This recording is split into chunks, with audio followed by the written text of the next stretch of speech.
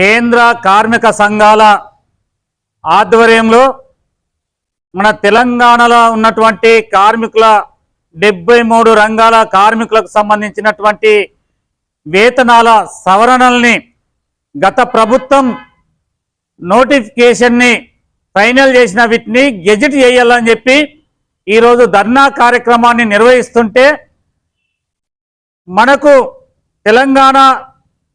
తెలంగాణలో కాంగ్రెస్ పార్టీ అధికారంలోకి వస్తే మేము అధికారంలోకి వచ్చినాక 6 గ్యారంటీలతో పాటు 7వ గ్యారంటీని కూడా అంటే ప్రజాస్వామ్యాన్ని పరిరక్షిస్తాము మా కాంగ్రెస్ పార్టీ అని చెప్పి ఈ వీళ్ళు కూడా ఈరోజు ఇట్లా అరెస్టులు చేయడము అంటే ప్రజాస్వామ్యాన్ని కూని చేయడమే. ఇది మేము తీవ్రంగా ఖండిస్తున్నాం. ఎందుకంటే ఈ ప్రభుత్వం ప్రజల పాలన అని చెప్పి అంటున్నది, కానీ ప్రజల పాలన కాదు, దొందే అన్నట్లు.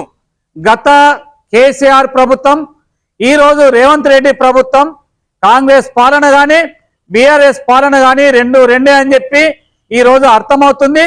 ఎందుకంటే కార్మికులకు మన తెలంగాణ రాష్ట్రంలో 1 కోటి మందికి పైగా వివిధ రంగాల్లో పనిచేస్తున్నటువంటి అసంఘటిత రంగంలో పనిచేస్తున్నటువంటి కార్మికులు ఉన్నారు.